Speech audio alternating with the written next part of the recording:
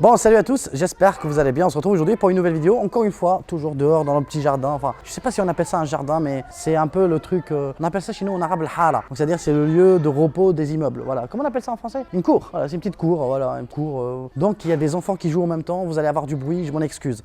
Voilà, normalement, vous aurez un bon son, j'espère, mais ça va pas être extraordinaire, vous, tout le bruit, tout le vacon qui se passe à côté de moi. Aujourd'hui, vous l'avez compris, on va faire le test du Black Shark 3. Je devrais avoir le Pro, ce n'est pas sûr, mais voilà, je vais quand même faire le test de celui-là en attendant de recevoir le Pro. Le Pro, normalement, il est un peu plus grand avec un écran Quad HD et des gâchettes mécaniques, chose qui m'intéresse beaucoup. Alors, j'ai pris un peu de temps, voilà, le temps de télécharger des jeux, de jouer pas mal avec ce smartphone qui est plutôt propre, comme je vous l'ai dit dans la prise en main. Alors, en gros, on va faire un petit débrief par rapport à ce qu'on avait dit déjà avant. Black Shark, disons que c'est une sous-marque de Xiaomi qui est dédiée exceptionnellement aux smartphones gamer. En gros, c'est comme si vous avez, disons, une petite Nintendo Switch qui tourne sur Android avec un bien meilleur écran, parce que là, vous avez un écran AMOLED et un processeur nettement plus puissant. Bref, vous avez compris. Donc là, on est vraiment sur ce qui se fait de mieux à l'heure actuelle en termes de smartphone gamer. Après, je devrais en avoir d'autres peut-être qui vont arriver plus tard. Mais honnêtement, l'expérience avec est assez exceptionnelle. Primo, je vais vous dire ce que j'ai apprécié en gros et ce que j'ai moins apprécié. Alors, ce que j'ai apprécié déjà, c'est l'écran. L'écran AMOLED, il est super bien calibré, donc en termes de couleurs. Il est en 90 Hz, ce qui suffit déjà largement selon moi, en tout cas c'est mon avis, sur les smartphones. Parce que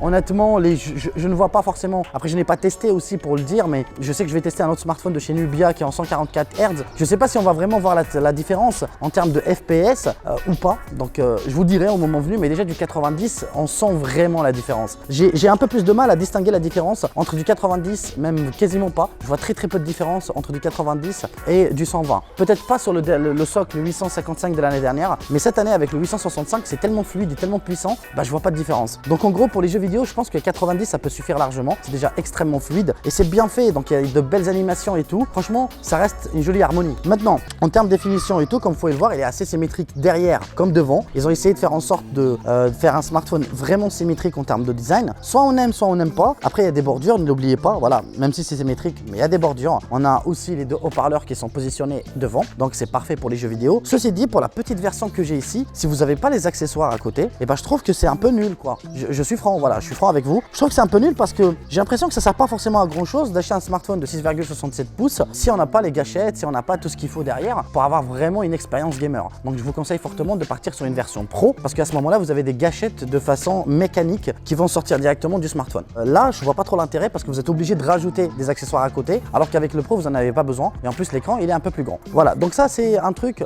que j'aime un peu moins sur la version petite et que je conseille fortement la version Pro que la version normale. Deuxième point, le son, il est très bon. Je trouve qu'il est très bon. Il se débrouille plutôt bon en photo et en vidéo, même s'il n'est pas axé photo-vidéo. Ce n'est pas non plus une bête de course. Quand il s'agit de la photo, vous n'allez pas avoir un Mi 10, vous avez compris, ou je sais pas moi, un iPhone 11 Pro Max. C'est très bon, mais ce n'est pas incroyable.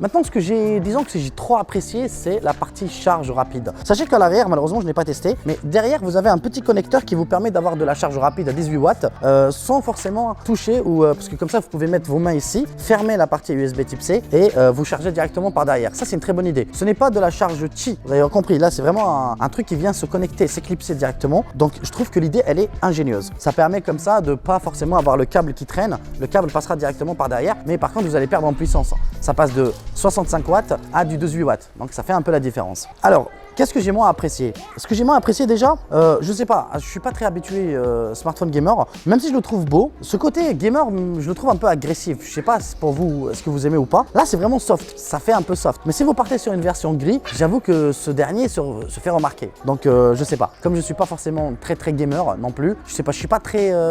Tu vois ce que je veux dire, bobo, RGB, machin truc là. J'aime bien un côté minimaliste, même s'ils ont essayé de le faire dans la version noire, dans d'autres couleurs, je la trouve pas. Je vous conseille conseille de l'acheter en noir. On sait jamais, si vous voulez l'acheter. Maintenant, deuxième point que je trouve assez cool dessus quand même, c'est que, enfin pas deuxième point, il y en a plusieurs, mais en gros ce que j'aime bien c'est l'interface. Je sais, mine de rien, on n'est pas sur MIUI, ne l'oubliez pas. On est sur une interface propre à Black Shark et honnêtement, je trouve qu'elle se débrouille bien. Elle se débrouille bien, vous avez un tiroir d'application pour ceux qui l'apprécient. Ça ressemble un peu à celle de Poco, c'est assez clair, il n'y a pas beaucoup de sous-menus, donc pour moi c'est un sans faute, voilà. En plus, le petit cerise sur le méchoui, aussi on peut le dire, là vous avez un petit bouton qui va passer le smartphone normal au mode gamer. C'est pour ça que je vous avais dit que le design il est un peu hybride, on n'est pas très gamer, mais on n'est pas non plus 100% soft. Voilà, ils ont essayé de trouver un juste milieu entre les deux. Vous avez un petit bouton là qui vous permet après de passer en mode gamer et avoir une interface dédiée au gaming et vous pouvez limite plus quitter le smartphone. Voilà, vous recevrez plus d'appels, plus rien, plus de notifications. Vous êtes vraiment en mode gamer à 100%. Donc j'ai téléchargé pas mal de jeux. C'est un Snapdragon 865, 8 Go de RAM, 128 Go de stockage pour la version minime. Sinon vous pouvez augmenter jusqu'à 12 Go de RAM et 256 Go de mémoire de stockage. Mais ça coûte des pesos. Faut compter 100 € en plus. Donc je trouve que quand même l'interface a été bien pensée pour les jeux.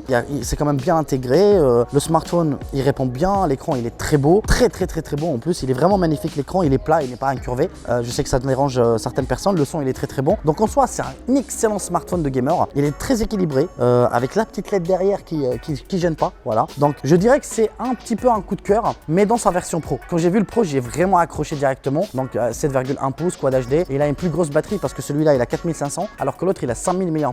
Mine de rien, ça joue un petit peu. 500 mAh c'est quand même pas mal. Ils ont exactement la même charge, donc vous inquiétez pas. Peu importe le modèle que vous allez prendre, vous aurez du 65 watts. C'est un bon modèle, franchement, c'est un bon smartphone. Si vous voulez avoir plutôt une expérience gamer, je pense que c'est l'idéal. En ce moment, c'est l'idéal. Il y a un compromis entre le design, la 5G, l'écran qui est très beau, le côté soft. Prenez juste la version noire, évitez un peu la version grise. La version grise, mine de rien, elle est super belle, je la trouve super belle, mais ça fait très cheap, ça fait un peu plastique. Alors que là, voilà, tout a été pensé histoire d'avoir une bonne ergonomie de main et tout. Je pense que le noir serait excellent. Après, ce n'est qu'un avis perso. Vous pouvez ne pas apprécier ou pas aimer du tout ce produit ou que vous jugez, voilà, que vous n'êtes vraiment pas la cible. Moi, je trouve que c'est un smartphone qui pourra bien marcher, même s'il n'a pas le 120 ou le 144 Hz. Comme je l'ai dit, je pense que du 90 ça suffit. Et en plus, ils ont mis le paquet sur le son, sur l'autonomie, sur la charge et tout. Donc, c'est un peu rééquilibré si vous voyez ce que je veux dire. C'est un smartphone gamer très équilibré, pas assez minimaliste, mais assez équilibré. Voilà, vous pouvez l'utiliser tous les jours, même si vous n'êtes pas forcément un gamer. Il a une très bonne autonomie, vraiment très puissant et très fluide, mis à part les bordures. Vous avez compris, en haut et en bas, c'est très symétrique quand même. Mais voilà, on a des bordures. Je sais qu'en ce moment, c'est pas très un standard, mais ça marche, ça cartonne. Vous l'avez compris, en ce moment, les Black Shark, ça fait vraiment un effet boom. Alors, ce que je vous dis, les amis, c'était tout pour aujourd'hui. J'espère que vous avez apprécié cette vidéo. N'hésitez pas à me le faire savoir dans l'espace commentaire. Ici, likez, abonnez-vous et on se dit à très vite pour une nouvelle vidéo, peut-être la dernière ou l'avant-dernière de la partie tech. On en reparlera bien sûr dans une vidéo très dédiée.